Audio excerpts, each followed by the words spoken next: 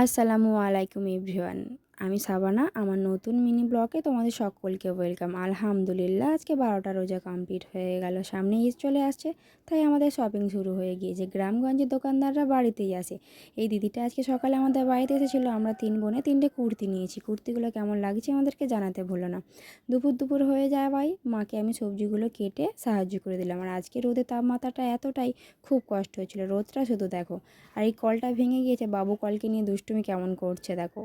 সময় হয়ে গিয়েছে, মা রান্না বসিয়ে দিয়েছে। আর আমি এদিকে ইফতারের জোগাড় করতে বসে পড়েছি। ফলগুলোকে কেটে সুন্দরভাবে সাজিয়ে দিয়েছি। আমার ফল কেটে ইফতার সাজাতে খুব ভালো লাগে। তারপরে মুখ টুক ধুয়ে উজু করে নিয়ে আমি ইফতার সামনে নিয়ে দোয়া করতে বসে গেলাম। আমি দোয়া করছি আর মেয়ে এদিকে কেমন দুষ্টুমি করছে দেখো। তারপরে আজান হয়ে গেল। আলহামদুলিল্লাহ আজকে ইফতারটা খুব ভালোভাবে কাটলো।